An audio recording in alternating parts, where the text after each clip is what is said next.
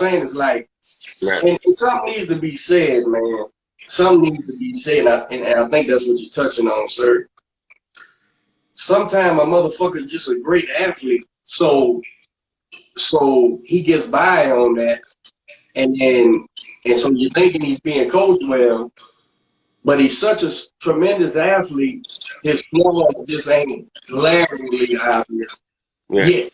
They will be, but not yet. And so on until Roy Jones, like probably one of the best fighters I've ever seen, but his athletic ability, to your point, that's who I think of automatically. I think when they fought earlier in their years, Roy Jones and Hopkins was a good example. That's like a good case study. You look at Roy Jones and B-Hop. Roy Jones' athletic ability just was at a different level. Well, they were young. I would go as far as say it's unparalleled by anybody. I would go that far with it.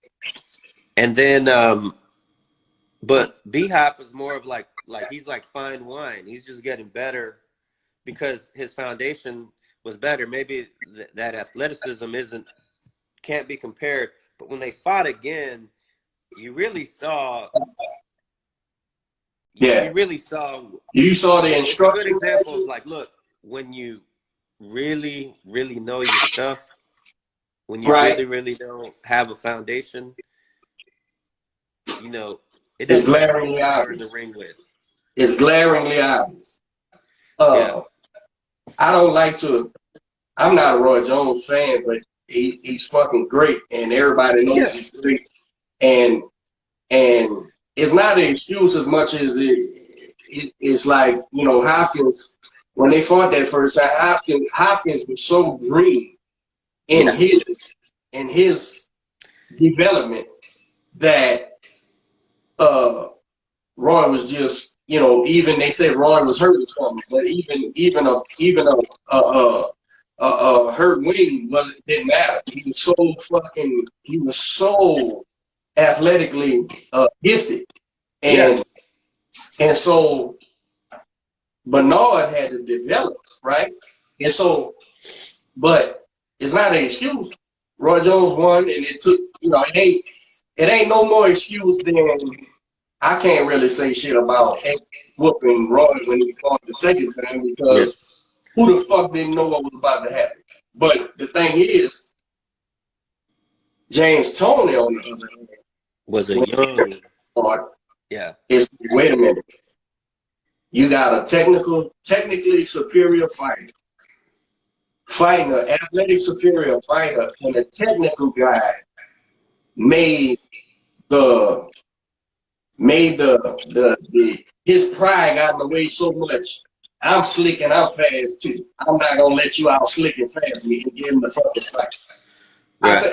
I tell people all the time, I said, nowhere in nobody's handbook does Roy Jones beat prime James Toney boxing for boxing, unless James Toney gets in there and gets embarrassed and tries to outspeed a guy who can't be outspeed.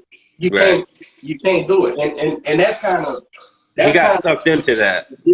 That's my way of giving Roy Jones all his props that his biggest fans give him.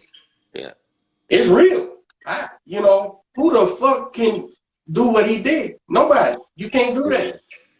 And in order to compete with that in his prime, and nobody did.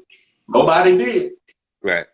You had to be so fucking staunch in your boxing technique, and when shit was going against the grain, you had to stick to it to ever have a prayer with that dude, and nobody did it, man. He was so fast. He was so it was ridiculous, man. It was ridiculous. Like, to me, this may sound crazy, and I'm never gonna repeat it again. Like, to me, that was Ali's strength, right? He was such a fucking athletic. He was such a superior athlete to other heavyweights because he was a flawed boxer.